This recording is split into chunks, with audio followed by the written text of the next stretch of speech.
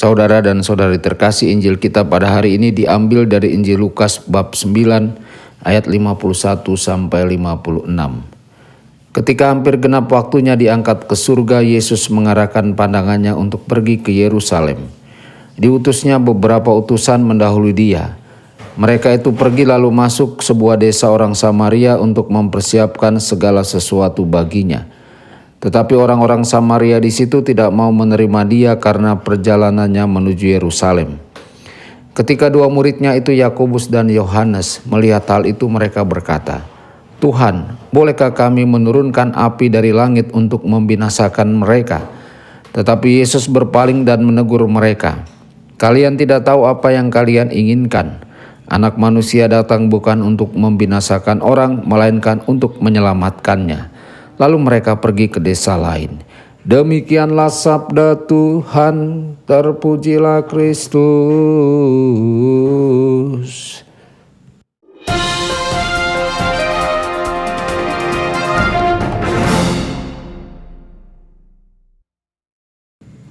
Saudara dan saudari terkasih dimanapun Anda berada, jumpa lagi dengan saya Romo Tedens dalam saluran Warta Kabar Sukacita.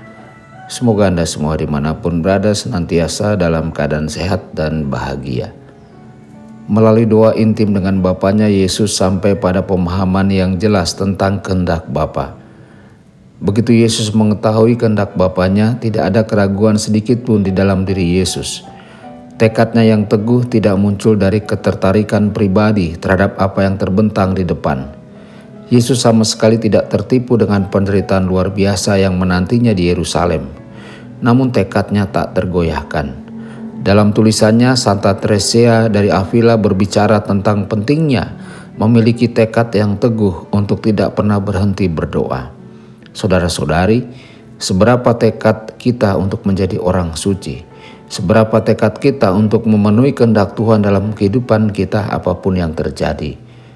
Orang Samaria tidak mau menyambut Yesus karena tujuan perjalanan Yesus adalah Yerusalem. Motif mereka didasarkan pada ketegangan budaya pada masa itu antara orang Samaria dan orang Yahudi yang saling bermusuhan. Namun apa yang tidak disadari oleh orang-orang Samaria ini adalah bahwa mereka mengabaikan Tuhan Allah dan Juru Selamat mereka untuk sesuatu yang sepele seperti tradisi kebencian dan prasangka berabad-abad. Betapa seringnya bagi kita juga banyak alasan muncul dengan sendirinya untuk menolak kehadiran Tuhan dalam hidup kita.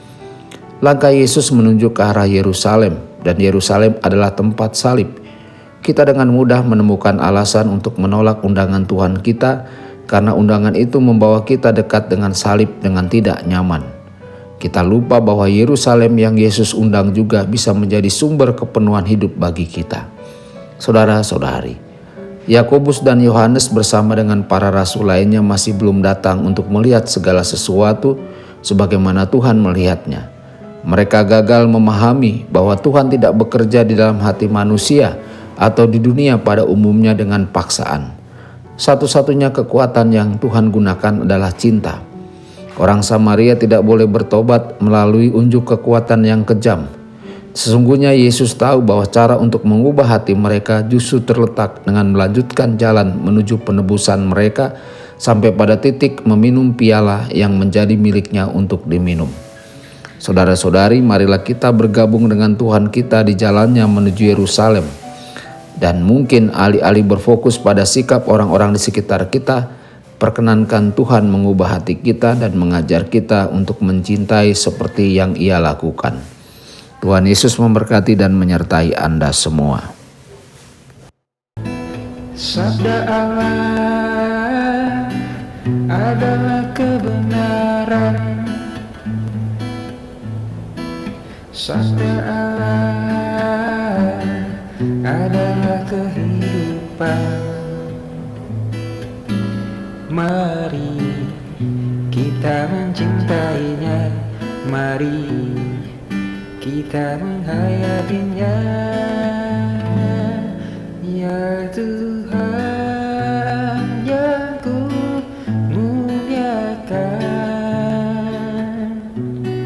sabdamu angkat resahku.